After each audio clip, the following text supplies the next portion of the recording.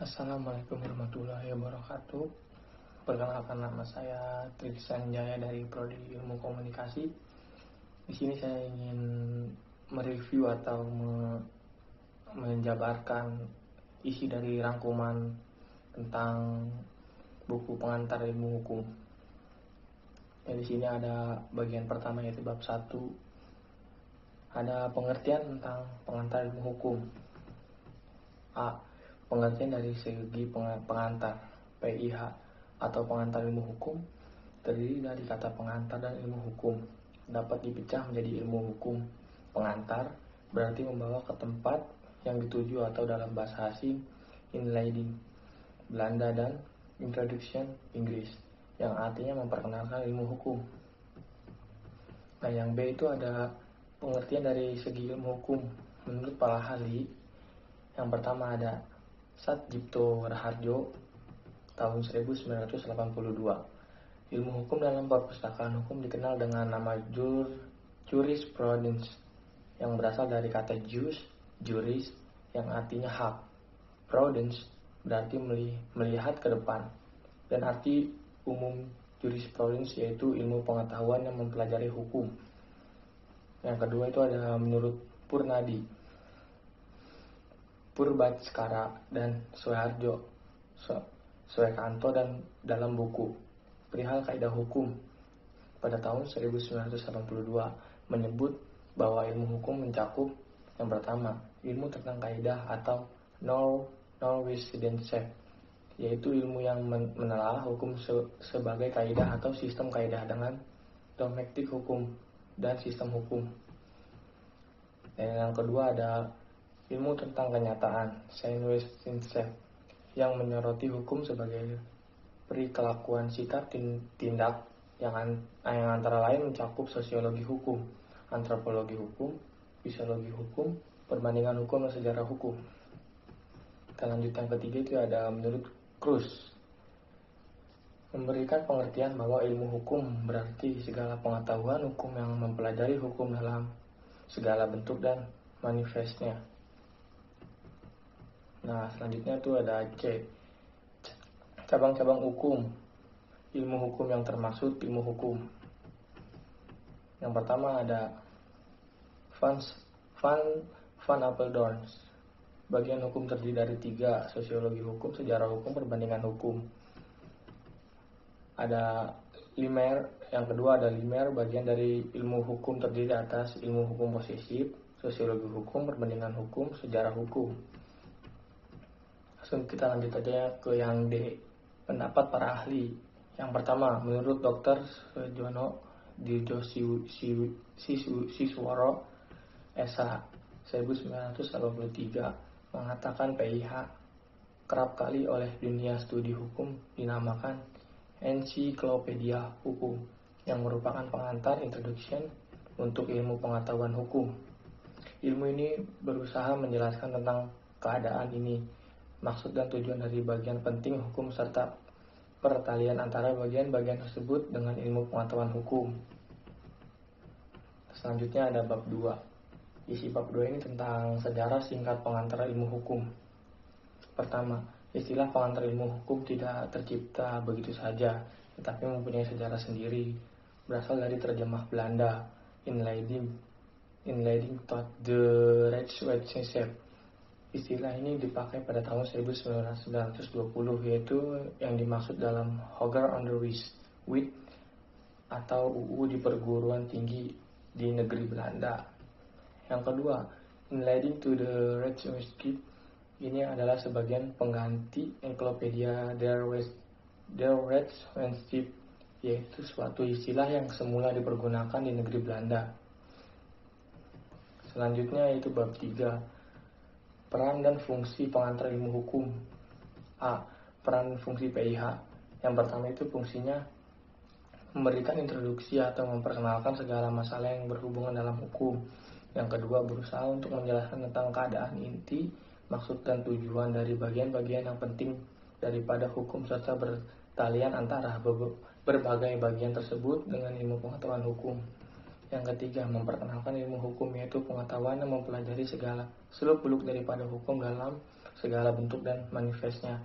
Yang keempat, merupakan dasar dalam rangka studi hukum. Tanpa memahami pengetahuan ilmu hukum secara tuntas dan seksama tidak akan dapat diperoleh pengertian yang baik tentang berbagai cabang ilmu hukum. Yang kelima, mengkualifikasi mata pelajaran pendahuluan pembukaan ke arah ilmu pengetahuan hukum pada tingkat persiapan. B. Bukti-bukti pentingnya peran dan fungsi PIH atau pengantar ilmu hukum.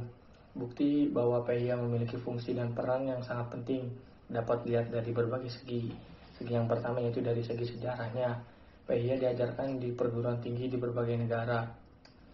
Di Jerman, PIH diajarkan sebagai Einführungswissenschaft with undang-undang perguruan tinggi di negara Belanda atau 1920 memasuki PIH di perguruan tinggi hukum dengan istilah Inleiding tot de Rechtswetenschap sebagai pengganti dari Encyclopedia der Rechtswetenschap.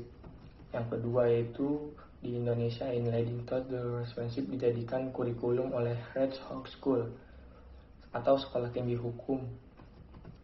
Yang ketiga, pada waktu Universitas Gadjah Mada berdiri pada tanggal 3 Maret 1946, untuk pertama kalinya dipergunakan istilah pengantar ilmu hukum yang merupakan terjemah dari Inleiding tot de Rechtswetenschap dan sampai sekarang dijadikan mata kuliah dasar semua perguruan tinggi. Nah, yang keempat adanya surat keputusan Menteri Pendidikan dan Kebudayaan tanggal 30 Desember 1973 nomor 0198 U1973 yang intinya menyebutkan bahwa di tingkat permula fakultas hukum dari maupun swasta mata kuliah pengantar ilmu hukum ini harus dicantumkan dalam kurikulum sebagai satu-satunya mata kuliah langsung berhubungan dengan ilmu hukum. Kita lanjut ke bab 4. Kedudukan PIH di antara ilmu sosial lainnya. A. Ditinjau dari segi ilmu sosial, pengantar ilmu hukum adalah suatu mata pelajaran yang merupakan pengantar ke arah ilmu hukum. Ilmu hukum termasuk ilmu sosial yang objek menyelidikannya adalah tingkah laku manusia dan masyarakat dalam berbagai bentuknya. Yang dipelajari juga masalah manusia, khususnya tentang kaidah-kaidah kehidupannya, serta tentang mana yang harus dan mana yang dilarang untuk dikejar. B. Ditinjau dari segi disiplin hukum. PIH merupakan salah satu bagian daripada disiplin hukum bersama dengan yang pertama itu filsafat hukum, ilmu pengetahuan yang mempelajari pertanyaan-pertanyaan mendasar dari hukum atau tentang hakikat hukum dan tentang dasar-dasar bagi kekuatan mengikat daripada hukum. Yang kedua itu politik hukum, disiplin hukum yang mengkhususkan dan daripada usaha memerankan hukum guna mencapai tujuan yang diinginkan masyarakat tertentu. Bab kelima yaitu metode pendekatan dalam mempelajari pengantar ilmu hukum. PIH memerlukan metode pendekatan sendiri seperti contoh yang pertama itu PIH adalah saran memperkenalkan ilmu hukum. Sebagai saran pengenalan, maka PIH menunjukkan ilmu hukum secara keseluruhan untuk kemudian apabila telah dikuasai dilanjut dengan mempelajari cabang-cabang hukum. Yang kedua, PIH mempelajari hukum dari segi ilmiah secara sentral dan universal. Dan yang ketiga yaitu ada dengan menggabungkan pengetahuan ringkas mengenai keseluruhan acara dengan pengetahuan mendalam tentang tiap-tiap bagian dari acara itu saling isi mengisi dan akan didapat suatu perpaduan pengetahuan yang benar-benar lengkap. Yang keempat yaitu dari segi lain belajar tentang PIH berjalan seret dan kurang menarik karena yang dibicarakan adalah ilmu hukum secara global dan jarang ditemui di dalam praktik, tidak seperti cabang ilmu hukum lainnya seperti hukum pidana, hukum perdata dan lain-lain sebagainya. Langsung kita masuk ke bab 6. Di sini ada persyaratan sebagai dosen pengetahuan ilmu hukum.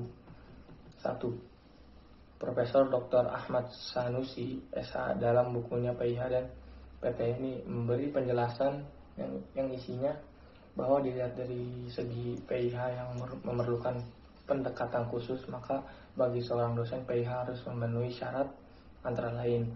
Yang pertama, harus menguasai bahan-bahan. Yang ketiga, memahami syarat-syarat pedagogis. Yang ketiga, mempunyai kemampuan untuk menarik serta membangkitkan semangat mahasiswa. Yang keempat, mampu dan berani mempopularisasikan acara kuliahnya.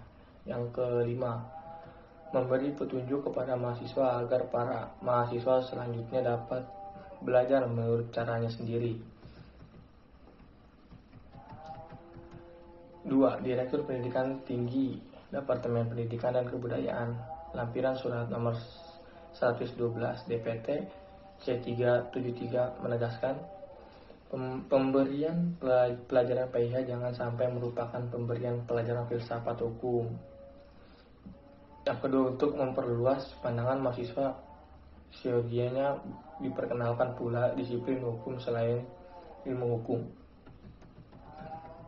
Langsung kita masuk ke bab 7. Di sini ada hakikat daripada pengantar ilmu hukum. Dari uraian singkat dapat dikatakan bahwa PIH merupakan suatu mata pelajaran yang menjadi pengantar dan petunjuk jalan bagi siapapun yang ingin mempelajari ilmu hukum yang ternyata sangat luas ruang lingkupnya. Mereka tidak akan mungkin memahami dengan baik mengenai berbagai cabang ilmu tanpa menguasai mata pelajaran PIH terlebih dahulu. Selanjutnya, sebagai suatu mata pelajaran PIH memberikan dan menanamkan pengertian dasar mengenai arti, permasalahan, dan persoalan di bidang hukum, sehingga ia menjadi mata pelajaran utama yang harus dikuasai oleh mereka yang ingin mendalami ilmu hukum. PIH juga memberikan gambaran dan dasar yang jelas mengenai sendi-sendi utama hukum itu sendiri. Selanjutnya, karena PIH merupakan mata pelajaran dasar, maka bagi mereka yang ingin mempelajari ilmu hukum harus menguasai mata pelajaran PIH dulu. Langsung kita masuk ke bab 8, yaitu ada ruang lingkup pembahasan oleh pengantar ilmu hukum. Dari judul pengetahuan ilmu hukum terlihat bahwa yang menjadi objek PIH adalah ilmu hukum. Apakah itu ilmu hukum? Hukum sebagai objek ilmu hukum. Sebagai objek ilmu hukum memandang hukum dalam bentuk dan segala manifestnya. Di sini harus tentang segala pertanyaan-pertanyaan yang bersangkut dengan hukum, misalnya A. Apakah hukum itu? B. Apakah tujuan hukum itu? C. Bagaimana hukum itu terbentuk? D. Apakah sumber-sumbernya? E. Bagaimanakah sistem dan klarifikasinya? F. Dan sebagainya. B. Ilmu hukum sebagai norma hukum. A. Hukum sebagai kaidah hukum. B. Kaidah hukum dan kaidah lainnya. C. Ilmu hukum sebagai ilmu pengetahuan. A. Subjek hukum. B. Objek hukum. C. Peristiwa hukum. D. Perbuatan hukum. E. Hubungan hukum. F. Akibat hukum. Dan yang terakhir G. Masyarakat hukum. D. Ilmu hukum sebagai ilmu kenyataan. Yang pertama A. Antropologi hukum, sosiologi hukum, sejarah hukum, psikologi hukum, dan perbandingan hukum. Kita langsung masuk ke bagian kedua, yaitu bab 9, pengertian tentang hukum. A. Pengertian hukum dari segi etimologi. 1. Hukum berasal dari bahasa Arab dan merupakan bentuk tunggal. Kata jamak al-kas yang kemudian dalam bahasa Indonesia menjadi hukum, di dalamnya terkandung pengertian bertalian erat dengan pengertian yang dapat melakukan paksaan. Yang kedua itu res. Res berasal dari bahasa Latin restum, yang artinya bimbingan, tuntutan, atau perintah. Bertalian dengan restum dikenal kata rex, yang yaitu orang yang pekerjaannya memberikan bimbingan atau memerintah. Yang ketiga yaitu dari kata ius. Kata ius Latin berarti hukum. Berasal dari bahasa Latin lubere, artinya mengatur atau memerintah. Perkataan mengatur dan memerintah itu mengandung dan berpangkal pokok pada kewibawaan. Kedua mata tertutup, berarti bahwa di dalam mencari keadilan tidak boleh membeda-bedakan terhadap perilaku. Yang keempat, lex berasal dari bahasa Latin dan berasal dari kata lesere, artinya mengumpulkan ialah mengumpulkan orang-orang untuk diberi perintah. Yaitu selanjutnya ada B, definisi hukum oleh berbagai pakar. Menurut Profesor Dr. Menurut Bos, hukum ialah keseluruhan peraturan bagi kelakuan atau perbuatan manusia di dalam masyarakat yang pelaksanaannya dapat dipaksa dan bertujuan mendapatkan tata atau keadilan. Dari definisi dapat dijalankan sebagai berikut. Hukum ialah merupakan peraturan atau norma, yaitu petunjuk atau pedoman hidup yang wajib ditaati oleh manusia. Yang kedua, norma hukum diadakan guna ditujukan pada kelakuan atau perbuatan manusia dalam masyarakat. Dengan demikian, pengertian hukum adalah pengertian sosial.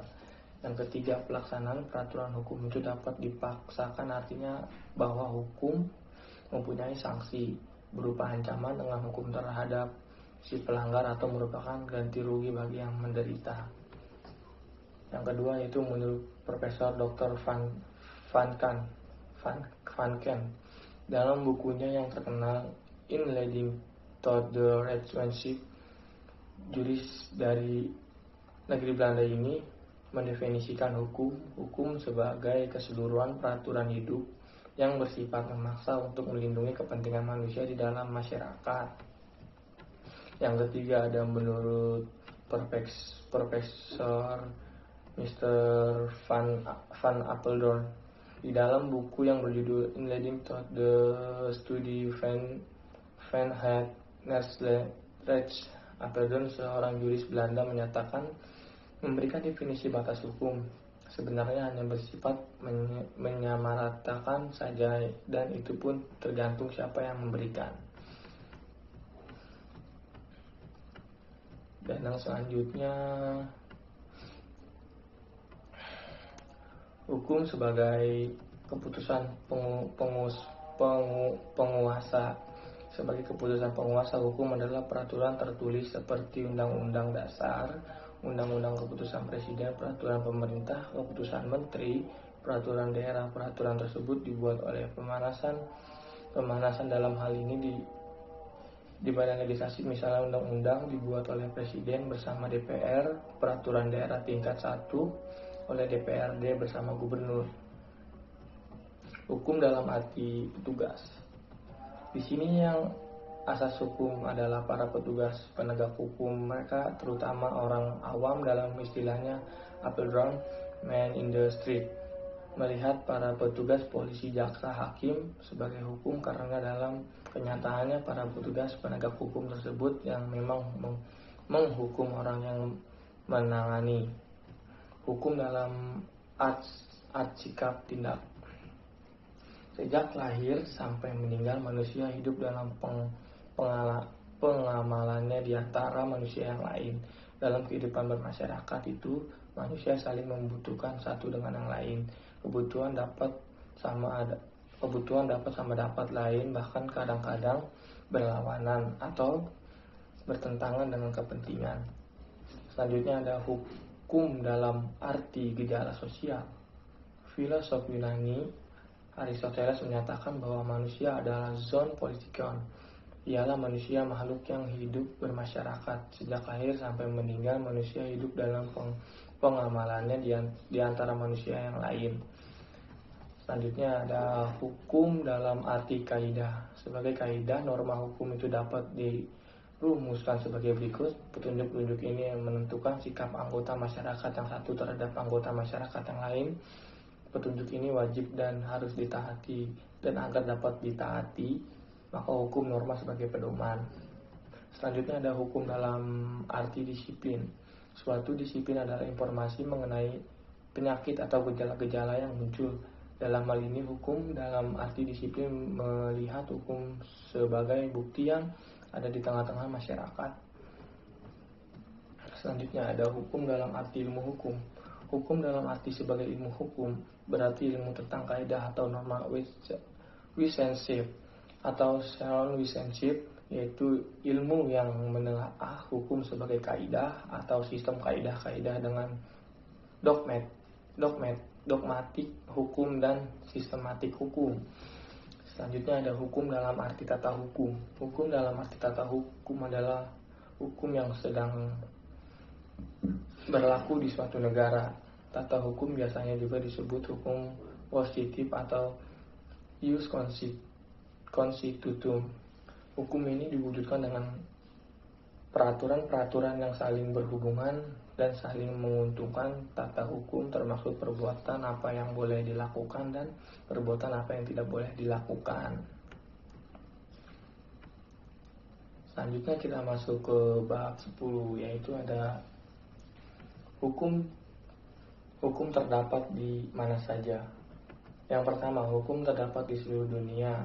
Asal ada masyarakat manusia, hukum itu ada di mana-mana, pada setiap waktu dan bagi setiap bangsa.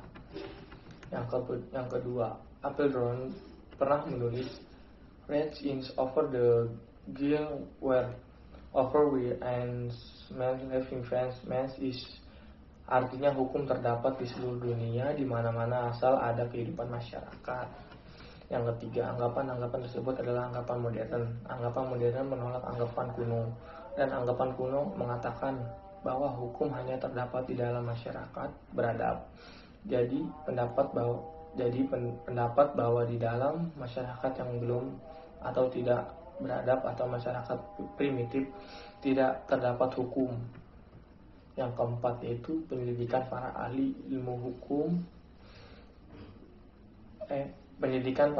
ilmu pengetahuan sosiologi hukum dan antropologi budaya modern menghasilkan bukti-bukti di mana ada masyarakat di sana terdapat hukum. Yang kelima, ada anggapan kuno tersebut tidak dapat dibenarkan karena peraturan-peraturan atau kebiasaan kehidupan sehari-hari yang oleh masyarakat yang masih primitif. Dijumpai pula peraturan yang diperlakukan atau dihormati, diindahkan, bahkan dipertahankan berlakunya. Yang keenam, peraturan kebiasaan tersebut merupakan bentuk permulaan peraturan-peraturan hukum. Yang ketujuh, antropologi budaya menginsafkan kita bahwa hukum itu adalah suatu kaidah biasa seperti kesusilaan.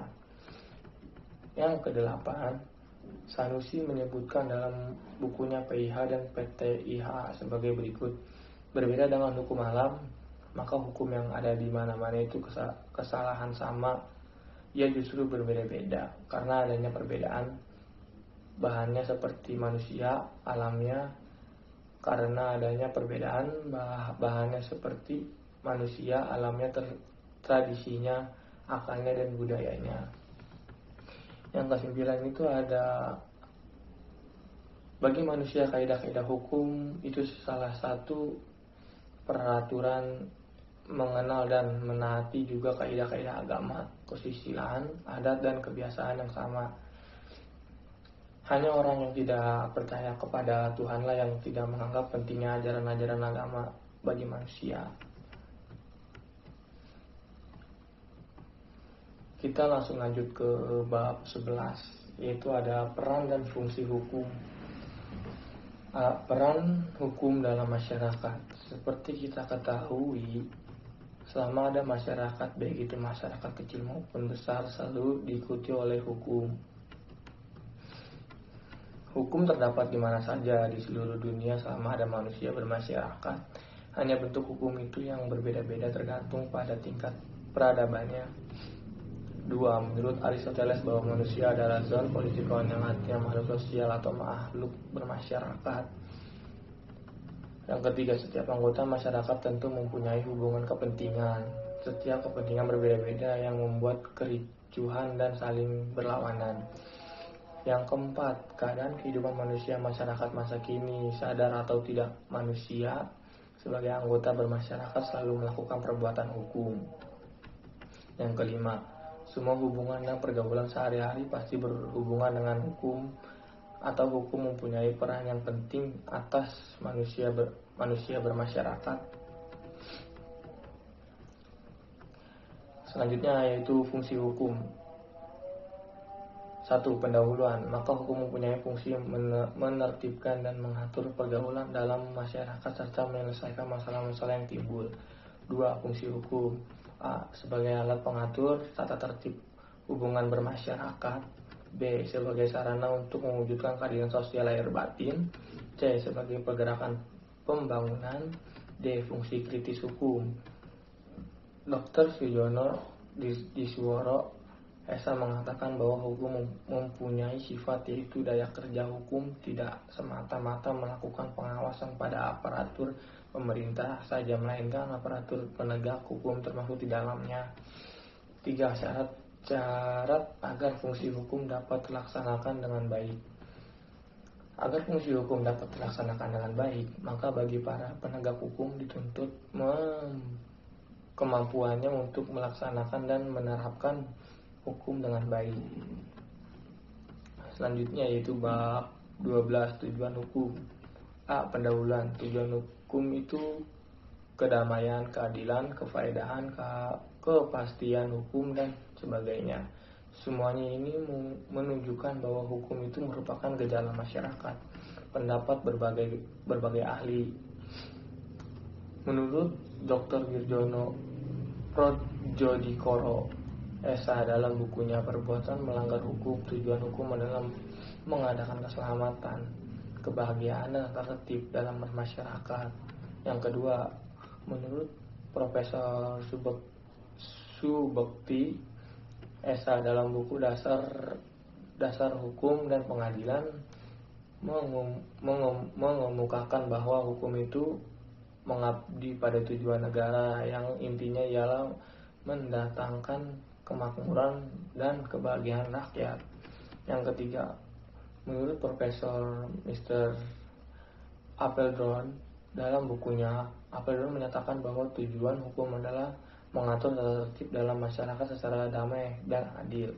Menurut Aristoteles dalam bukunya Et Srika, bahwa tujuan hukum ialah menghendaki keadilan semata-mata dan isi daripada hukum ditentukan oleh kesadaran etis mengenai apa yang dikatakan adil dan apa yang tidak adil.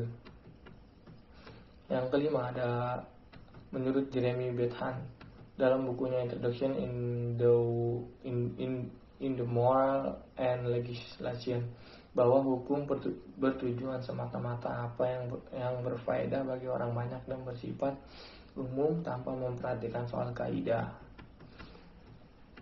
Selanjutnya C. Allgemeine Regeln, peraturan-peraturan umum. Pada pasal 330 pasal 1330 KUH Perdata yang berasal dari Burgerlijk Wetboek BW pasal 330 berbunyi, belum cukup umur, belum dewasa adalah belum mencapai umur genap 21 tahun dan belum melangsungkan pernikahan. Pasal 1330 berbunyi, tidak cakap untuk membuat perjanjian adalah 1. Orang yang belum dewasa, 2. Mereka yang ditaruh di bawah pengampunan, 3. Seorang istri dalam perkawinan. Apabila pasal 330 dihubungkan dengan pasal 1330 KUH Perdata, maka orang belum umur 21 tahun tidak dapat membuat perjanjian atau perjanjian itu dicatat dan dapat dituntut pembatalan. Yang B yaitu ada pasal 34 KUH Perdata yang berbunyi, seorang wanita tidak diperbolehkan kawin lagi setelah waktu 300 hari semenjak perkawinan terakhir dibubarkan.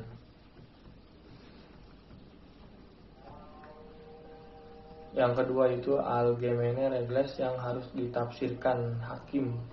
Teori etika yang menyebutkan bahwa Allgemeine Regeln dapat menimbulkan ketidakadilan. Akibat Allgemeine Regeln tersebut, pembuatan UU memberi kuasa kepada hakim untuk melakukan penafsiran apabila terjadi suatu perkara yang dibawa ke pengadilan. Contoh, peraturan umum yang berlaku diadakan penafsiran oleh hakim itikat baik. PS 1338 ayat 3 KUH Perdata yang berbunyi, perjanjian harus dilaksanakan dengan itikat baik. Selanjutnya D. Tentang keadilan. Keadilan distributif atau justitia distributif. Keadilan distributif adalah suatu keadilan yang memberikan kepada setiap orang didasarkan atas jasa-jasanya. Keadilan distributif berperan dalam hubungan antara masyarakat dengan perorangan. Yang kedua, keadilan kumulatif atau jusititas kumulatif. Keadilan kumulatif ialah suatu keadilan yang diterima oleh masing-masing anggota tanpa memperdulikan jasa masing-masing. Selanjutnya itu bab 13. Di sini ada hukum ditaati orang. Ketaatan pada hukum. 1. Menurut Utrecht, pengantar dalam hukum Indonesia, orang menaati hukum karena bermacam-macam sebab. Karena adanya paksaan, sanksi sosial. Orang merasa malu atau khawatir dituduh sebagai orang yang sosial apabila melanggar sesuatu kaidah sosial hukum.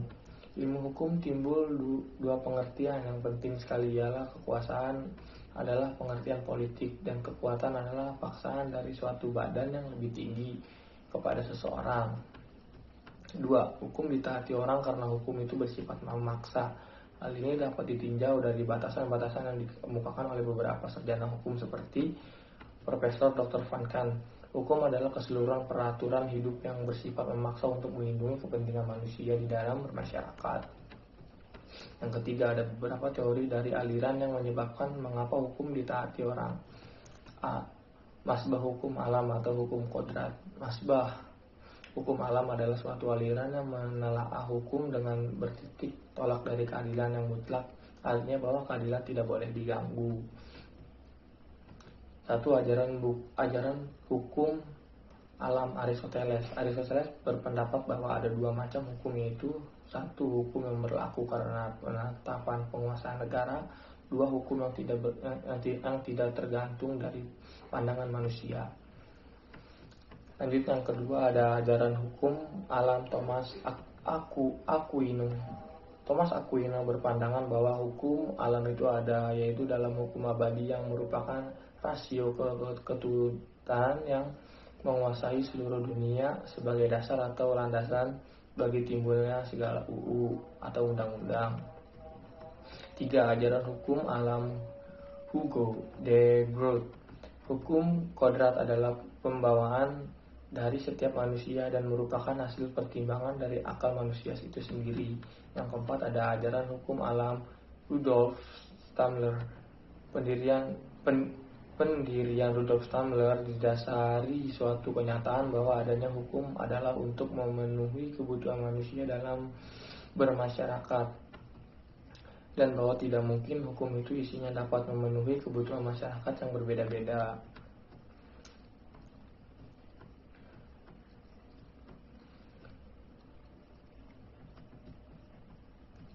Kita langsung masuk ke bab 14. Di situ ada kodifikasi dan perkembangan hukum. Apakah kodifikasi itu? Kodifikasi hukum adalah pembukaan hukum dalam suatu himpunan undang-undang dalam materi yang sama. Tujuan kodifikasi hukum adalah agar didapati suatu Rechtseenheid kesatuan hukum dan suatu Rechtszekerheid kepastian hukum yang dianggap sebagai suatu kodifikasi nasional. Yang pertama adalah kode sipil Prancis atau kode Napoleon. Dinamakan kode Napoleon karena Napoleonlah yang memerintahkan dan mengundangkan UU Prancis sebagai UU nasional permulaan abad 18. B. Mengapa tumbuh kodifikasi hukum? Untuk mengatasi tindak adanya kepastian hukum dan kesatuan hukum di negara Prancis, maka Napoleon memerintahkan kepada Portalis agar disusun undang-undang nasional yang berlaku untuk seluruh negara Prancis. C. Perkembangan kodifikasi hukum. Dengan adanya kode sipil atau kode Napoleon, timbullah anggapan bahwa seluruh permasalahan hukum sudah tertampung dalam undang-undang nasional. Di luar undang-undang tidak ada hukum. Hakikat hanya melaksanakan undang-undang yang berlaku di seluruh negara. Lalu kita lanjut ke yang D, yaitu ada aliran-aliran hukum yang timbul kemudian. Yang pertama itu ada aliran ajaran Freirechtler.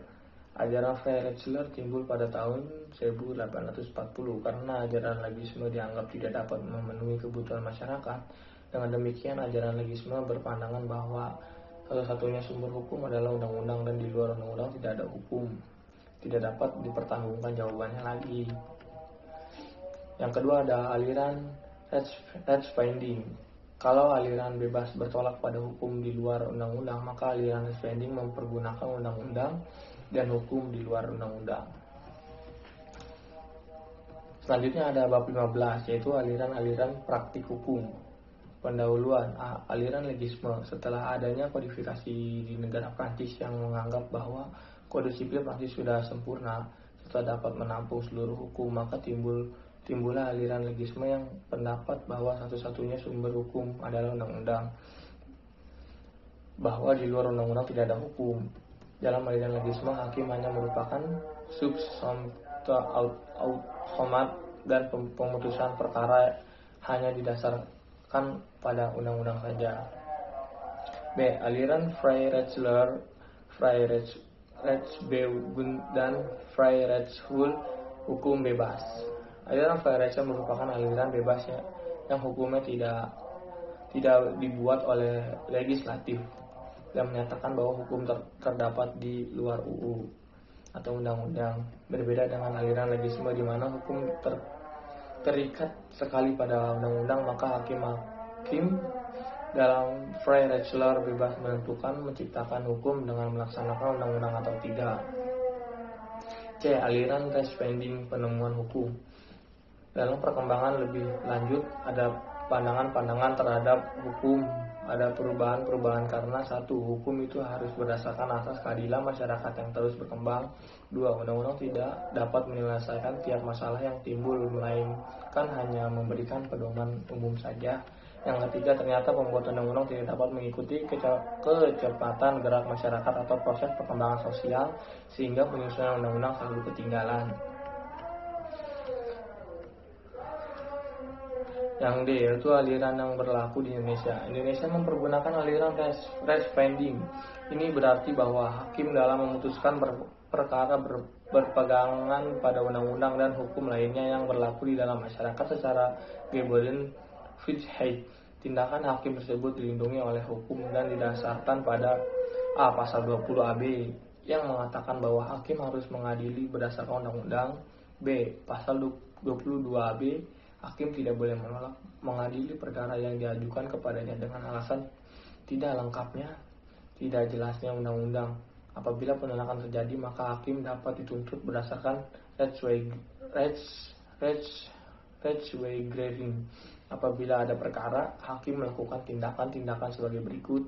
1. Ia menempatkan perkara dalam proporsi yang sebenarnya. 2. Kemudian ia melihat pada undang-undang. Apabila undang-undang menyebutkan maka perkara, apabila undang-undang kurang jelas, ia mengadakan penafsiran. Apabila ada ruang-ruang kosong, hakim mengadakan konstruksi hukum. Yang ketiga, hakim juga melihat jurisprudensi dan dalil-dalil hukum, agama, adat, dan sebagainya yang berlaku di dalam masyarakat.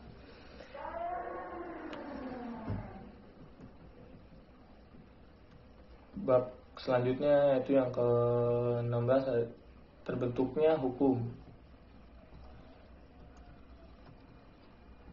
Pembentukan hukum di Inggris.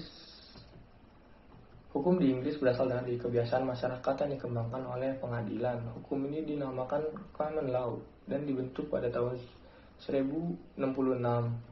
Sewaktu Inggris dijajah oleh bangsa Normandi dengan rajanya yaitu William the Conqueror, mengatur masalah peradilan penguasaan kerajaan yang berperan sebagai hakim. Hakim tersebut dinamakan Judges of Lyre atau itinerant judges, hakim keliling, dan tumbuhlah yang dikatakan common law. Inggris juga berlaku hukum yang terbentuk dari undang-undang Inggris. Contoh dari hukum statut Inggris dalam hukum pidana material. B. Pembentukan hukum Indonesia. Hukum Indonesia tumbuh dari kebiasaan masyarakat yang dikenal dengan hukum adat. Hukum ini terbatas pada hukum peradatan bagi golongan warga negara asli. C. Pandangan legisme Freirechtler dan Rechtspfenning. Pandangan legisme berkembang sampai pertengahan abad 19. Hukum yang terbentuk oleh perundang-undangan legisme menyatakan bahwa tidak ada hukum. Pandangan Frey-Rechler sampai abad 19 atau 20 hukum terbentuk oleh peradilan. Rechtspraak bertitik berat pada kegunaan sosial dialektika. Yang ketiga, pandangan Rechtspflege yang dianut dewasa ini. Hukum yang berasal dari perundang-undangan dan hukum dari peradilan, kedua pandang tersebut tidak dapat dipertahankan. Selanjutnya itu bab 17, penafsiran hukum. A. Macam-macam cara penafsiran. 1. Cara penafsiran A. Dalam pengertian subjektif dan objektif. Dalam pengertian subjektif, apabila ditafsirkan seperti yang dikehendaki oleh pembuat undang-undang. Dalam pengertian objektif, apabila penafsiran lepas daripada pendapat pembuat undang-undang dan sesuai dengan adat bahasa sehari-hari.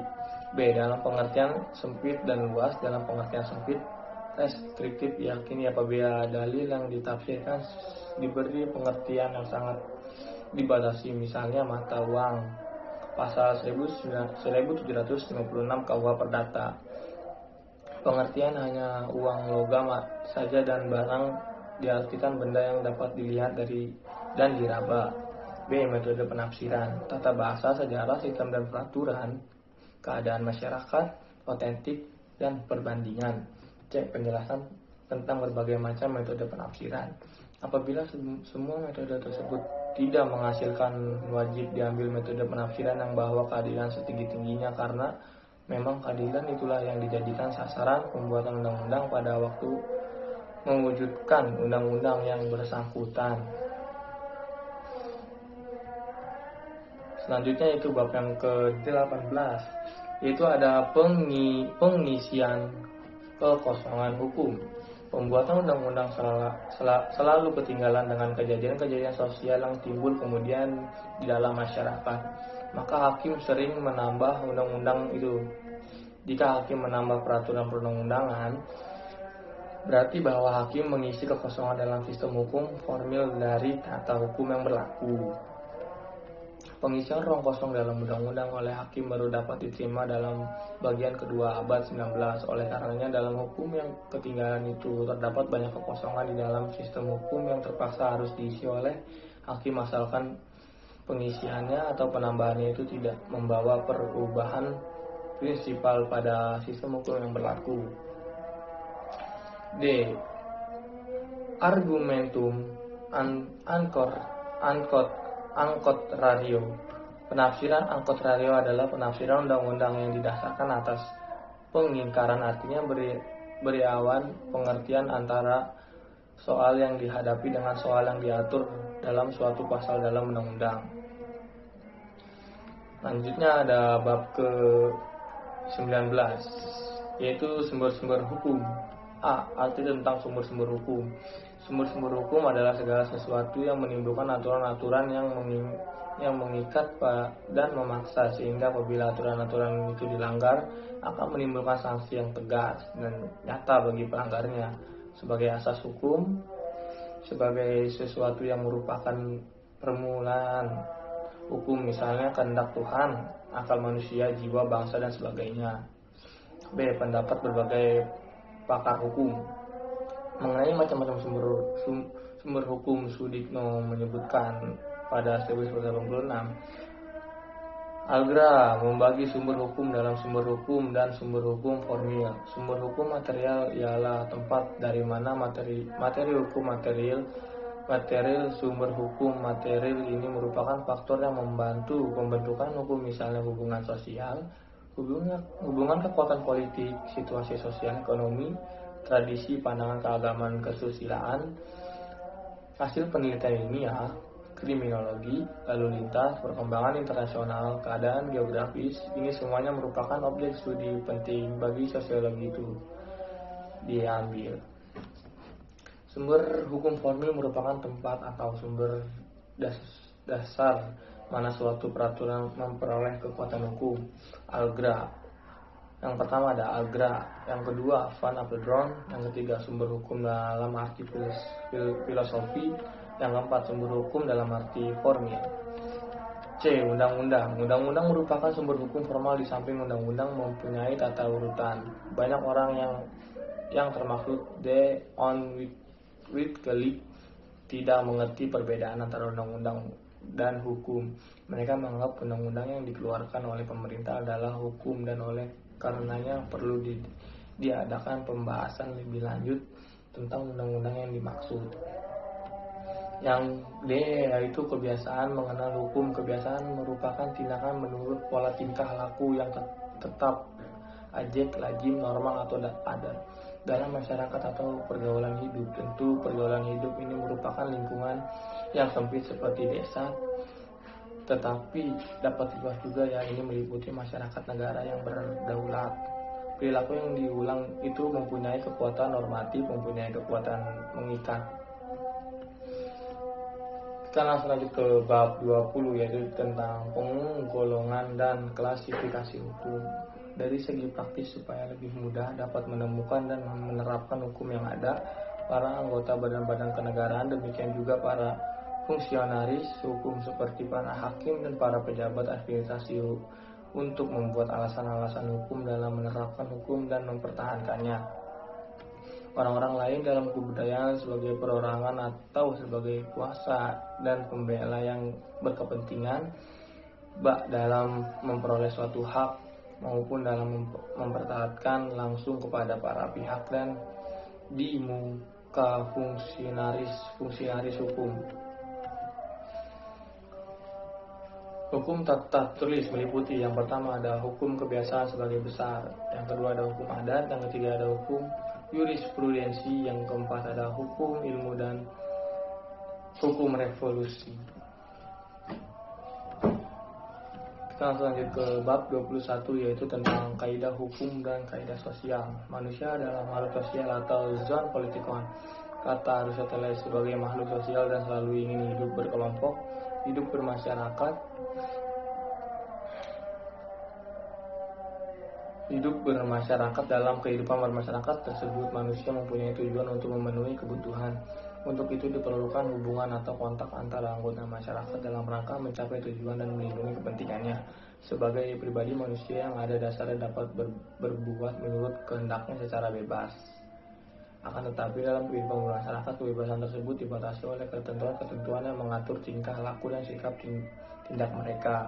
Dengan membawa sikap pribadinya, manusia biasanya ingin agar kepentingannya dipenuhi lebih dahulu, tanpa mengingat kepentingan orang lain. Kepentingan itu kadang-kadang sama, tetapi juga tidak jarang terjadinya kepentingan yang saling bertentangan. Selanjutnya itu kaidah sosial. Yang pertama kaidah susila.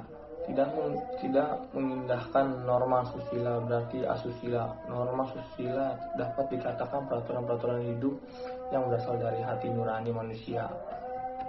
Kaidah kesopanan. Kaidah kesopanan dinamakan norma sopan santun, tata krama atau adat istiadat. Pelanggaran atas norma kesopanan menimbulkan celaan dari sesamanya. Celaan ini dapat berwujud kata-kata, tetapi akan lebih dirasakan apabila celaan itu berupa sikap kebencian, pandangan rendah dari orang-orang yang sekelilingnya, sampai si pelakunya dijauhi dalam pergaulan, bahkan lebih hebat lagi dengan pemboikotan dalam kehidupan bermasyarakat. Selanjutnya yaitu yang ketiga ada kaidah agama atau kaidah kepercayaan. Norma agama berpangkal pada kepercayaan pada Tuhan Yang Maha Esa. Norma agama dianggap sebagai ketentuan dengan Tuhan. Ia mengatur kewajiban-kewajiban manusia kepada Tuhan dan kepada manusia itu sendiri. Yang keempat itu ada kaidah hukum. Ketiga kaidah sosial, kesopanan, kesusilaan dan agama belum cukup menjamin tata tertib di dalam bermasyarakat. Pergaulan hidup bermasyarakat karena tidak adanya ancaman yang cukup dirasakan sebagai paksaan dari luar. Selanjutnya yaitu yang B, penggolongan kaidah. Menurut Prof. Dr. Sugeng menggolongkan keempat kaidah norma tersebut dalam dua golongan, ialah Dalio 1989. Tata kaidah dengan aspek pribadi yang termaksud kelompok. Ini adalah kaidah agama atau kepercayaan dan kaidah kesusilaan. B. Tata kaidah dengan aspek kehidupan antar pribadi yang termaksud di dalamnya adalah kaidah kesopanan dan kaidah hukum. C. Hubungan antara kaidah hukum dengan kaidah lainnya. D. Galileo CS 1989. 21 seterusnya, 21 dan seterusnya. Satu, hubungan positif, yaitu hubungan yang saling memperkuat hubungan antara kaidah hukum dan kaidah agama. Selanjutnya, hubungan antara kaidah hukum dengan kaidah kesusilaan. Kaidah hukum dan kaidah kesusilaan mempunyai kaitan yang erat karena kebudayaan saling melengkapi. Hubungan selanjutnya yaitu hubungan antara kaidah hukum dengan kaidah kesopanan. Kedua kaidah ini pun saling mengisi, saling melengkapi, maka hubungan antara keduanya erat sekali. Jika seorang selalu melanggar kaidah kesopanan, dirinya akan merasa terkucilkan dan akibatnya seolah-olah dia hidupnya menyendiri. 2. Hubungan negatif. Hubungan negatif yaitu hubungan yang saling melemahkan, yaitu jika isi kaidah hukum dan kaidah sosial lainnya saling bertentangan. Contoh, larangan oleh salah satu agama membunuh sesama manusia dengan alasan apapun bertentangan dengan undang-undang wajib militer. D. Persamaan antara kaidah hukum dan kaidah lainnya. Satu, maksud dari kaidah hukum dengan kaidah lainnya adalah yaitu melindungi kepentingan perorangan maupun umum sehingga terdapat tata tertib dalam bermasyarakat. 2. Antara kaidah hukum dengan kaidah kesopanan. Memandang manusia sebagai makhluk sosial. Selanjutnya, sudah puas dengan perbuatan lahiriah saja. Selanjutnya, heteronom atau dikehendaki masyarakat. Selanjutnya, memberikan kesempatan pihak yang bersangkutan untuk mengadakan reaksi. Selanjutnya, sama memiliki wilayah berlakunya. Perbedaan antara kaidah hukum dengan kaidah sosial lainnya. Perbedaan antara kaidah hukum dengan kaidah agama, kaidah kesusilaan dapat ditinjau dari berbagai segi seperti berikut. A. Dari tujuan, kaidah hukum bertujuan untuk menciptakan tata tertib masyarakat dan melindungi manusia beserta kepentingannya. B. Ditinjau dari sasarannya, kaidah hukum mengatur tingkah laku manusia dan diberi sanksi bagi setiap pelanggarnya. C.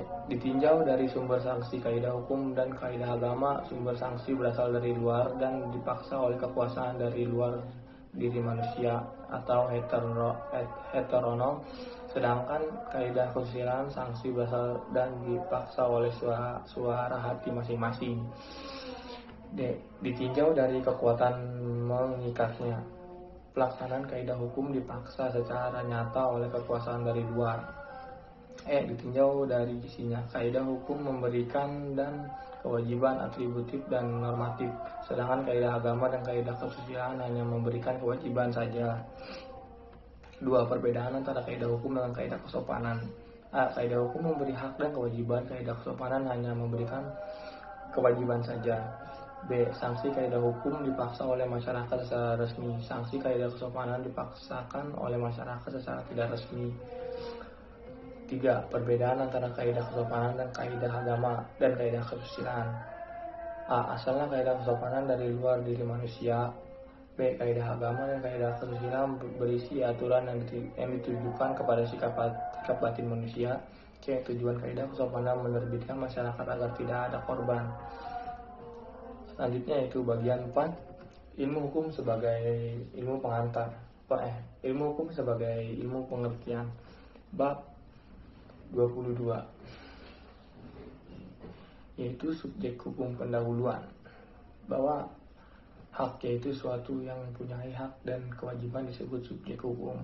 Manusia sebagai pembawa hak mempunyai hak-hak dan kewajiban untuk melakukan tindakan hukum. Ia dapat mengadakan persetujuan menikah, membuat wasiat dan sebagainya. A. Beberapa pengertian. Apa subjek hukum itu? Subjek hukum adalah suatu yang menurut hukum berhak berwenang untuk melakukan perbuatan hukum atau siapa yang mempunyai hak dan cakap untuk bertindak dalam hukum.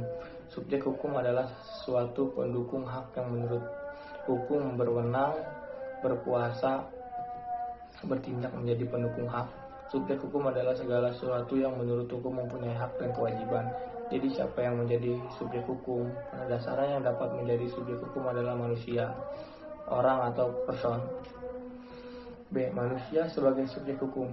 Menurut hukum yang berlaku, setiap manusia mempunyai hak dan kewajiban. Hak dan kewajiban ini dilindungi oleh hukum, misalnya adanya larangan mengenai perampasan atas pendukung Hal tersebut mengakibatkan berlanjut.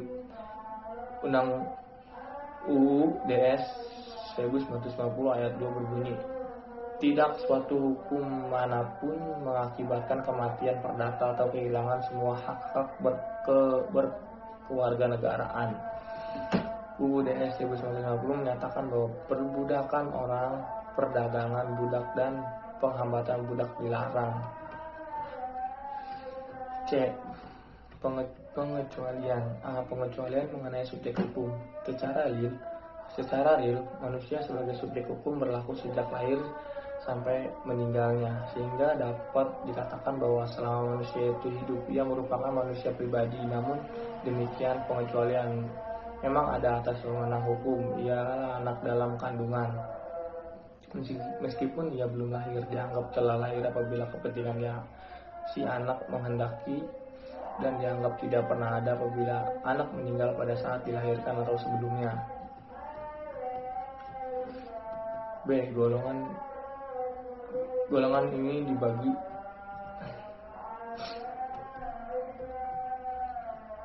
selanjutnya, yaitu ada bab ke-23, yaitu tentang objek hukum. Benda zat sebagai objek hukum. Objek hukum adalah segala sesuatu yang berguna bagi subjek hukum dan yang dapat menjadi pokok permasalahan dan kepentingan bagi para subjek hukum. Oleh karenanya dapat dikuasai oleh subjek hukum. Pengetahuan tentang benda atau zat terdapat secara luas pada buku 2 KUH Perdata tentang hukum kebendaan atau Zakenrecht yang berasal dari hukum barat, yang mengatur secara umum dan luas tentang benda yang terdiri dari benda berwujud, benda bergerak, benda tetap, dan benda tak berwujud. Undang-undang ini mengatur tentang tanah. Undang-undang ini sebagai perubahan dan pengganti peraturan yang terdapat pada buku 2 KUH Perdata, kecuali menghipotek hak-hak atau tanah menurut hukum barat dalam KUH Perdata dikonversi menjadi hak atas tanah menurut hukum agraria nasional itu. Selanjutnya yang ada B. Manusia sebagai objek hukum. Dapatkah manusia menjadi objek hukum? Tentu saja dapat, sepanjang hak dan kewajibannya sebagai subjek hukum dilenyapkan atau dicabut. Dalam keadaan demikian itu, maka manusia dianggap sebagai benda yang dapat dijual belikan, dapat disewakan, disiksa, bahkan dapat disembelih seperti binatang tanpa adanya suatu pembelaan pun. Keadaan semacam ini pernah terjadi pada zaman perbudakan sebelum abad pertengahan sampai abad 17-18. Di bawahnya orang-orang negro dengan dibujuk, dijanjikan pekerjaan, dan dipaksa meninggal dunia benua hitam Afrika, dibawa oleh orang-orang kulit putih sebagai budak antara lain ke benua Afrika melalui peraturan dan pedagang budak untuk dipekerjakan di perkebunan, kapas, dan lain-lain. Kita langsung lanjut aja ke bab 24, yaitu tentang peristiwa hukum pengertian. Peristiwa hukum adalah suatu kejadian biasa dalam kehidupan sehari-hari yang akibat diatur oleh hukum. 2. Perbuatan dan tingkah laku subjek hukum yang membawa akibat hukum, karena hukum mempunyai kekuatan mengikat sebagai subjek hukum atau karena subjek hukum itu terkait oleh kekuatan hukum. Peristiwa di dalam masyarakat yang akibatnya diatur oleh hukum. B. Suatu peristiwa dapat menimbulkan akibat hukum. Tiap perikatan untuk tersebut sesuatu atau tidak berbuat sesuatu, apabila tidak dipenuhi kewajiban itu oleh si berutang, maka ia berkewajiban memberikan penggantian biaya, rugi, dan bunga. Dari contoh tersebut di atas terlihat bahwa adanya peristiwa-peristiwa tidak memenuhi kewajiban untuk berbuat atau tidak berbuat sama sekali, akibat hukum mengganti biaya rugi dan bunga. Kita langsung lanjut aja ke bab 25 tentang hubungan hukum. Rechtsbetrekkingen, pengertian. Hubungan hukum ialah hubungan antara dua atau lebih subjek hukum. Dalam hubungan hukum ini, hak dan kewajiban pihak yang satu berhadapan dengan hak dan kewajiban pihak yang lain. Kita semua mengetahui bahwa hukum itu mengatur hubungan antara orang yang satu dengan orang yang lain, antara orang dengan masyarakat, antara masyarakat yang satu dengan masyarakat yang lain. Jadi di dalam sebuah hubungan, di dalam bermasyarakat diatur oleh hukum. B. Segi hubungan hukum. Kewenangan yang disebut hak dan dua pitch atau kewajiban adalah segi pasif daripada hubungan hukum. Hak dan kewajiban ini kedua-duanya timbul dari satu peristiwa hukum, dari suatu pasal hukum objektif. C. Unsur-unsur hubungan hukum. Hubungan hukum memiliki 3 unsur sebagai berikut. Yang pertama, adanya orang-orang yang hak kewajibannya saling berhadapan. Yang kedua, adanya objek yang berlaku berdasarkan hak dan kewajiban. Yang ketiga, adanya hubungan antara pemilik hak dan pengemban kewajiban, atau adanya hubungan atas objek yang bersangkutan. D. Syarat-syarat daripada hubungan hukum. Dasar hukum pasal 1474 dan pasal 1513 KUH Perdata yang masing-masing menetapkan bahwa isi penjual mempunyai kewajiban menyerahkan barang dan sebaliknya isi pembeli berkewajiban membayar harga pembeli. Karena adanya perjanjian jual beli, maka timbul peristiwa hukum ialah suatu perhatian hukum yang akibatnya diatur oleh hukum. Pasal 1235 KUH Perdata berbunyi dalam tiap-tiap perikatan untuk memberikan suatu adalah termaksud kewajiban berutang untuk menyerahkan kebendaan yang bersangkutan dan untuk merawatnya sebagai seorang bapak rumah yang baik sampai pada saat penyerahan. So, kita lanjut ke bab 26, yaitu tentang hak. Beberapa pengertian dalam ilmu hukum dan juga hukum subjektif. Hukum subjektif merupakan segi aktif daripada hukum. Dalam pasal 570 KUH Perdata disebutkan bahwa hak milik adalah hak untuk menikmati kegunaan suatu perbedaan dengan cara bagaimanapun juga asal bertentangan dengan undang-undang atau peraturan umum yang ditetapkan oleh suatu kekuasaan yang berhak menetapkan dan tidak mengganggu hak-hak orang lain. B. Teori-teori tentang hak. 1. Teori yang menganggap hak sebagai kepentingan yang terlindung. Memang hak bertugas melindungi kepentingan yang berhak, contoh hak milik rumah. Selanjutnya itu 2. Teori yang menganggap hak sebagai kehendak yang diperlengkapi dengan kekuatan atau Wittgenstein teori. Behat Wittgenstein merupakan teori yang menangkap bahwa hak itu adalah suatu kehendak yang diperlengkapi dengan kekuatan yang oleh tata tertib hukum diberikan kepada yang bersangkutan. Berdasarkan kehendak itu, maka yang bersangkutan dapat memiliki rumah, tanah, dan lain sebagainya. 3. Teori gabungan yang mencoba mempersatukan unsur-unsur kehendak dan kepentingan dalam pengertian hak. Dari A. Apeldoorn, hak adalah suatu kekuatan match yang diatur oleh hukum dan kekuasaan. Ini berdasarkan kesusilaan moral dan tidak hanya kekuatan fisik saja. Contoh, pencuri mempunyai kekuatan atas barang yang dicuri, tetapi kekuatan itu terkuak fisik yang tidak berdasarkan kesusilaan moral dan keadilan. Utrecht, hak bukanlah kekuatan. Hak adalah jalan untuk memperoleh kekuatan, tetapi hak itu sendiri bukan kekuatan. C. Limmaere, hak adalah sama dengan izin yang bersangkutan untuk berbuat sesuatu, tapi izin ini bukan bersumber not hukum, melainkan sejarah-sejarah sederajat dengan hukum. C. Penyosialan hak.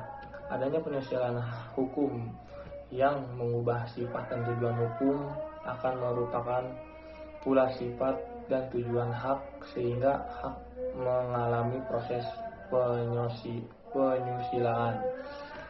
Bukan lagi individu yang diutamakan, melainkan kolektivitas. Hak milik tidak lagi dapat dijalankan secara mutlak, melainkan harus dijalankan sesuai dengan kepentingan masyarakat. D. Menyalahgunakan hak. Menyalahgunakan hak dianggap apabila orang menjalankan haknya secara tidak sesuai dengan tujuan sosial, menjalankan haknya tidak sesuai dengan tujuannya,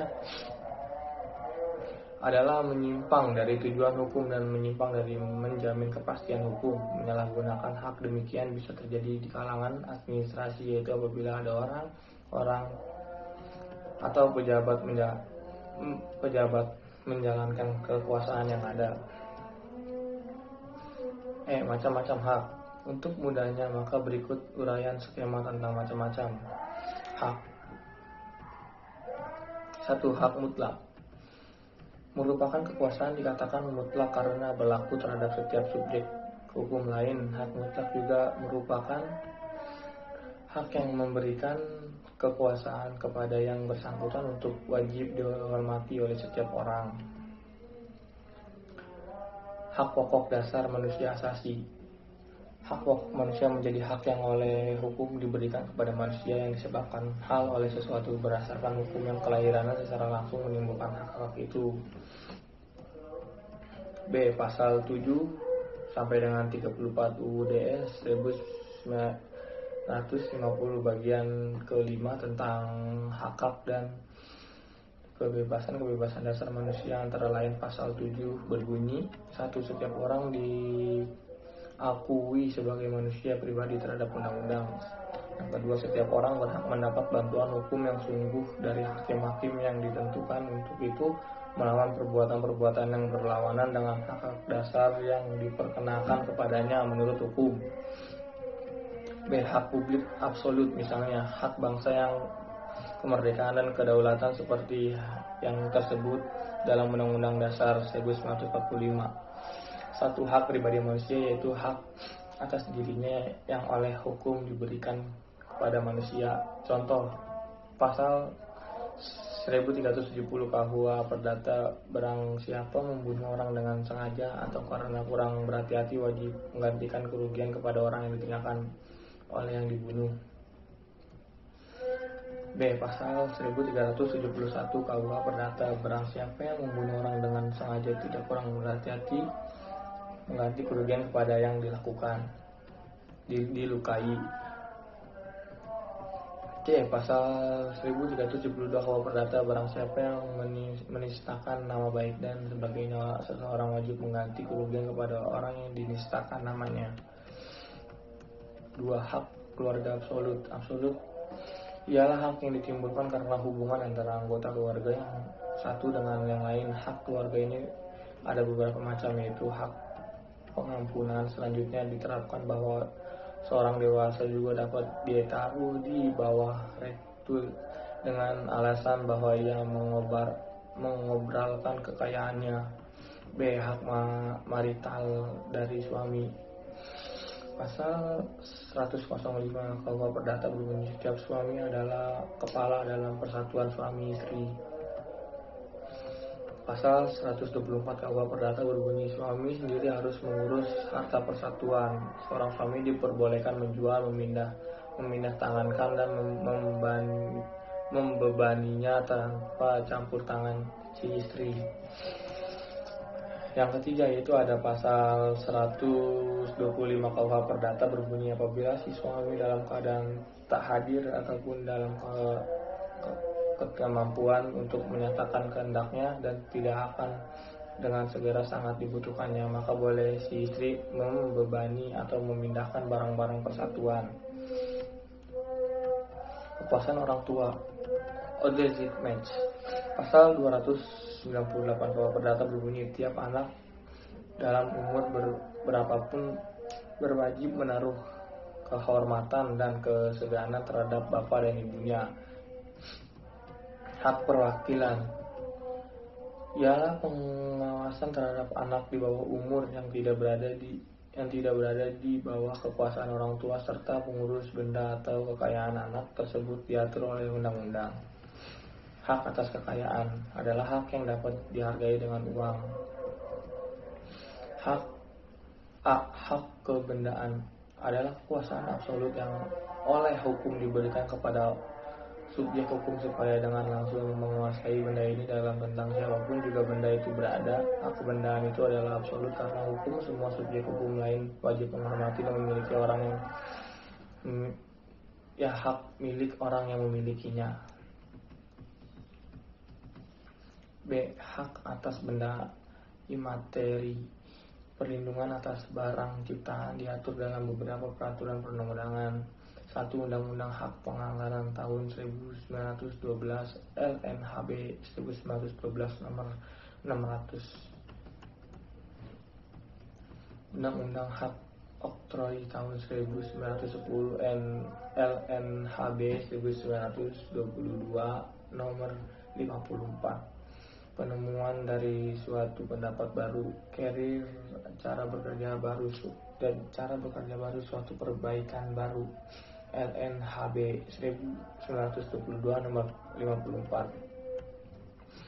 Selanjutnya itu 2. Hak relatif merupakan setiap kekuasaan kewenangan oleh hukum diberikan kepada subjek hukum lain tertentu supaya ia berbuat sesuatu, tidak berbuat sesuatu ataupun memberi sesuatu.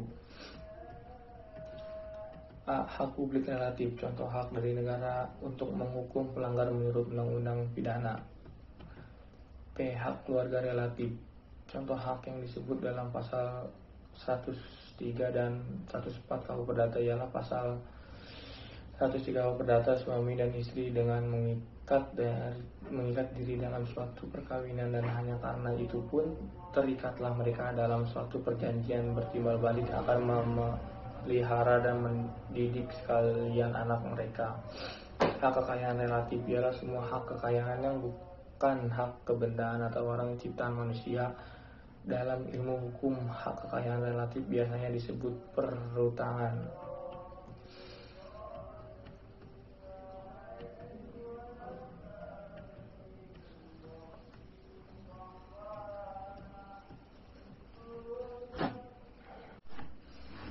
Ya, selanjutnya yaitu ada bab 26 tentang perbuatan hukum, bukan perbuatan hukum dan akibat hukum. A. Perbuatan hukum adalah setiap perbuatan manusia yang dilakukan dengan sengaja untuk menimbulkan hak dan kewajiban.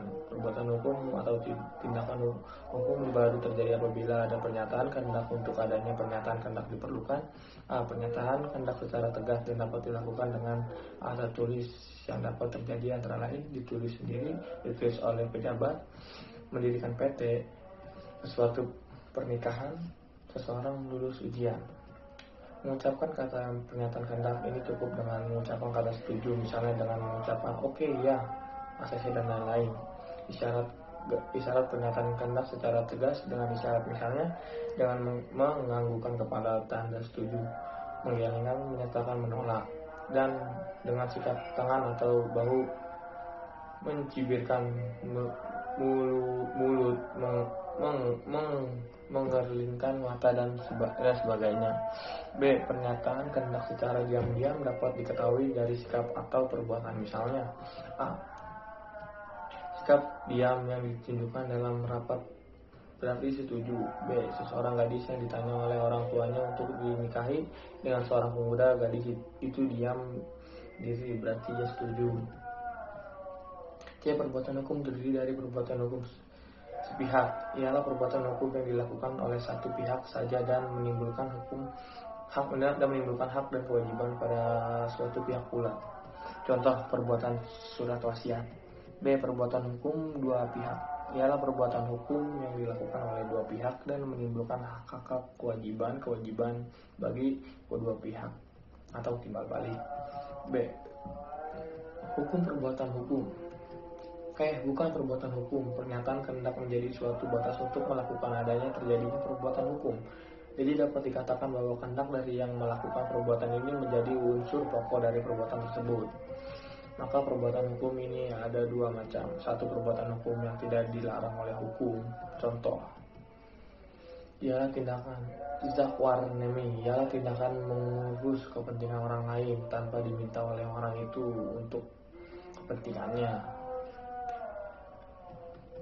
Perbuatan yang kedua yaitu ada perbuatan yang dilarang oleh hukum, adalah suatu perbuatan yang menimbulkan kerugian kepada orang lain dan kewajiban si pelaku. Perbuatan yang bersalah untuk mengganti kerugian yang ditimbulkan. Contoh, seorang majikan bertanggung jawab terhadap kerugian yang ditimbulkan oleh bawahannya dalam melaksanakan pekerjaan yang ditugaskan kepada mereka. C. Akibat hukum.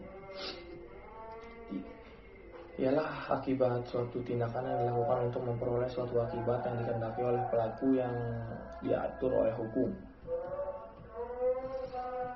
Selanjutnya ada bab yang ke-27 tentang masyarakat hukum. Masyarakat hukum adalah sekelompok orang yang hidup dalam suatu wilayah tertentu. Di dalam kelompok tersebut berlaku suatu rangkaian peraturan yang menjadi tingkah laku bagi setiap kelompok dan pergaulan hidup mereka. Pembentukan kelompok.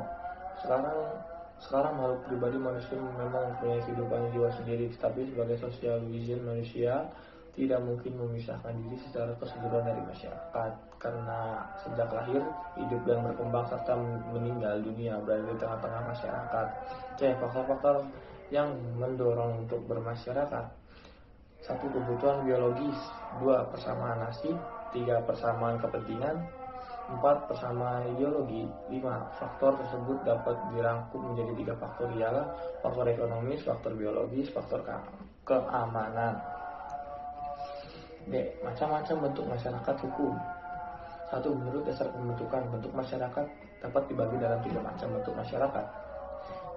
Yang pertama, masyarakat teratur, yaitu masyarakat yang diatur dengan tujuan tertentu. Yang kedua, masyarakat teratur yang terjadi dengan sendirinya, yaitu masyarakat yang tidak dengan sengaja terbentuk, tetapi masyarakat itu ada karena kesamaan kepentingan. C. Masyarakat tidak teratur adalah masyarakat yang terjadi dengan sendirinya tanpa dibentuk. 2. Menurut dasar hubungan yang diciptakan oleh para anggotanya, bentuk masyarakat dapat dibedakan antara lain. A. Masyarakat paguyuban adalah masyarakat antara anggota yang satu dengan yang lain dan hubungan pribadi sehingga menimbulkan ikatan batin. B. Masyarakat patembayan adalah masyarakat hubungan antara anggota yang satu dengan yang lain dan dapat keuntungan material. 3. Menurut dasar perkehidupan atau kebudayaan, masyarakat hukum dibagi menjadi 5 bentuk. 1. Masyarakat primitif dan masyarakat modern. Masyarakat primitif adalah masyarakat yang masih serba sederhana, baik cara hidup, cara berpakaian, peraturan tingkah laku, dan lain sebagainya. Masyarakat modern adalah masyarakat yang sudah lebih maju dibanding dengan masyarakat yang primitif mengenai segalanya. B. Masyarakat desa dan masyarakat kota. Masyarakat desa adalah sekelompok orang yang hidup bersama di desa, sedangkan masyarakat kota adalah sekelompok orang yang hidup bersama di kota. C. Masyarakat teritorial adalah sekelompok orang yang bertempat tinggal di dalam suatu daerah tertentu. Masyarakat genealogis adalah masyarakat yang anggota-anggotanya adalah pertalian darah. Masyarakat teritorial genealogis adalah masyarakat yang para anggotanya mempunyai pertalian darah dan bersama-sama bertempat tinggal dalam satu daerah tertentu. 4. Menurut hubungan keluarga, bentuk masyarakat hukum dapat dibagi dalam A. Keluarga inti. Keluarga inti yang anggota hanya terdiri atas suami, istri, dan anak. B. Keluarga luas yang anggota lebih luas dari keluarga inti, meliputi orang tua, saudara sekandung, saudara sepupu, paman, bibi, dan seanak saudara lainnya yang masih ada hubungan darah. C. Suku bangsa. D. Bangsa. Selanjutnya itu bab ke-28, yaitu antropologi hukum. A. Antropologi hukum adalah suatu cabang ilmu pengetahuan yang mempelajari pola-pola sengketa dan pelaksanaan pada masyarakat sederhana maupun masyarakat yang sedang mengalami proses pembangunan. B. Sejarah singkat. Studi antropologi hukum dapat dikatakan belum lama dan baru timbul pada abad ke-19 sewaktu ada usaha-usaha untuk meneliti dasar-dasar hukum di Eropa, yaitu antara lain dengan dalam membandingkan sistem hukum Eropa dengan sistem hukum masyarakat yang masih dianggap dalam tingkat sederhana di luar Eropa. C. Antropologi hukum. Antropologi hukum merupakan ilmu pengetahuan yang jauh sekali jangkauannya, ialah yang mengaspirasikan kehidupan manusia dalam loyalitas sehingga segala segi kehidupan dibicarakan. Oleh karenanya, para antropologi akan menghadapi banyak kesulitan dalam memasarkan definisi-definisi tentang hukum seperti yang kita kenal dalam ilmu hukum positif. Selanjutnya yaitu bab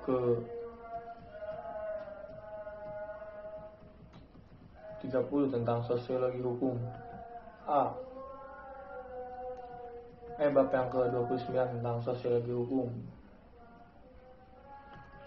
Pengertian sosiologi hukum adalah satu cabang ilmu pengetahuan secara empiris dan analitis tentang hubungan timbal balik antara hukum sebagai gejala sosial dengan gejala sosial lainnya. B. Objek sasaran sosiologi hukum. Objek sasaran ialah badan-badan yang terlibat dalam kegiatan penyelenggaraan hukum seperti pembuatan undang-undang, pengadilan, polisi, advokat, dan sebagainya.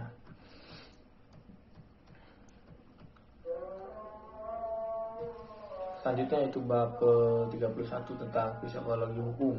Psikologi hukum adalah suatu cabang pengetahuan yang mempelajari hukum sebagai suatu perwujudan dan perkembangan jiwa manusia. Psikologi adalah ilmu pengetahuan tentang perilaku manusia maka dalam kaitannya dengan studi hukum, ia akan melihat hukum sebagai salah satu dari pencerminan perilaku manusia. Selanjutnya yaitu bab ke-32 tentang sejarah hukum. Pengertian sejarah hukum adalah salah satu bidang studi hukum yang mempelajari perkembangan asal-usul sistem hukum dalam suatu masyarakat tertentu dan memperbandingkan antara hukum yang berbeda dan karena dibatasi oleh perbedaan waktu. B. Perasaan dan fungsi sejarah hukum. Sejarah mempunyai kegunaan. 1. Sejarah hukum dapat memberikan pandangan yang luas bagi kalangan hukum. 2. Hukum sebagai kaidah merupakan patokan perilaku atau sikap tindak yang sepantasnya. 3. Sejarah hukum juga berguna dalam praktik hukum. 4. Dalam bidang pendidikan hukum, sejarah hukum akan sangat membantu. 5. Sejarah hukum dapat mengungkapkan fungsi dan efektivitas lembaga-lembaga hukum tertentu. Selanjutnya itu bab ke-32 tentang perbandingan hukum. Pendahuluan. 1. Perbandingan hukum adalah ilmu pengetahuan yang usianya relatif muda. Perbandingan hukum baru berkembang secara nyata pada akhir abad 20. 2. Tujuan perbandingan hukum untuk mengetahui perbedaan dan persamaannya saja, tetapi untuk mengetahui sebab dan faktor yang mempengaruhi persamaan dan perbedaan. 3. Perbandingan hukum memiliki peran penting di bidang hukum secara nasional ataupun internasional. 4. Perbandingan hukum yang juga punya fungsi penting dalam rangka penyempurnaan pembinaan dan pembentukan hukum nasional.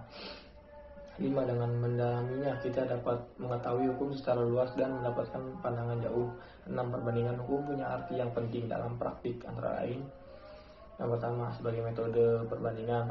Yang kedua, perbandingan hukum untuk memecahkan perselisihan yang bersifat nasional maupun internasional, seperti hukum antar golongan, perselisihan antar warga negara yang menyangkut hukum nasional dalam hukum asing. B. Pengertian perbandingan hukum. Yang pertama yaitu perbandingan hukum sebagai metode penelitian. Pada hakikatnya perbandingan hukum adalah suatu metode penelitian dan bukan hanya suatu ilmu hukum dengan menggunakan metode bandingkan hukum yang satu dengan yang lain. 2. Perbandingan hukum sebagai ilmu pengetahuan. Biasanya dari segi lainnya perbandingan hukum mempunyai berbagai arti antara lain. Dari segi kata perbandingan, maka perbandingan hukum berasal dari kata banding. Membandingkan adalah mencari persamaan dan perbedaan dari berbagai objek, dua atau lebih, dan dalam hal ini yang dibandingkan adalah hukum. C. Tujuan daripada perbandingan hukum. Main dalam bukunya Village Communities dan Wallet dalam bukunya The History of Comparative Jurisprudence mengatakan bahwa tujuan perbandingan hukum adalah membentuk, menyelusuri asal-usul perkembangan daripada konsep hukum yang sama di seluruh dunia. D. Fungsi daripada perbandingan hukum. Perbandingan hukum dalam pengembangan ilmu hukum dianggap sangat penting karena 1. dapat diketahui bahwa hukum yang dimiliki oleh satu negara berbeda dengan hukum yang dimiliki oleh negara lain. Yang kedua, lewat perbandingan hukum dapat diketahui juga bahwa hukum yang sama sekali berbeda dengan perlihatkan persamaan dalam konsep hukumnya atau dalam asas hukumnya. Yang ketiga, bahwa dalam melakukan perbandingan hukum dapat tertera ke bidang hukum lainnya. 2. Fungsi praktis daripada perbandingan hukum. Di samping bermanfaatnya bagi teori pengembangan ilmu hukum, perbandingan hukum juga sangat bermanfaat di dalam khususnya bagi applied research dan pembentukan hukum baru. 3. Fungsi perbandingan hukum dalam pembinaan hukum. Di bidang pembinaan hukum, peranan perbandingan hukum tidak boleh diabaikan. Perbandingan hukum yang diterapkan bersama dengan pengembangan filsafat hukum, sosiologi hukum, dan sejarah hukum, apalagi apabila juga dilatarkan belakang oleh pengetahuan di bidang ekonomi, fisiologi.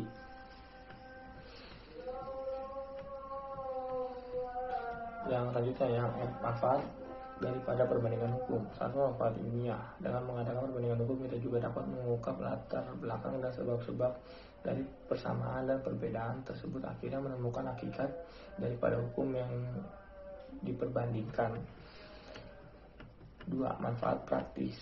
A. Sebagai penunjang dalam usaha pembentukan hukum nasional. B. Sebagai faktor penting bagi usaha unifikasi hukum. C. Perbandingan hukum juga penting dalam rangka usaha menumbuhkan saling pengertian yang lebih mendalam mengenai hukum kita sendiri. D. Perbandingan hukum juga penting dalam rangka pelaksanaan HPT.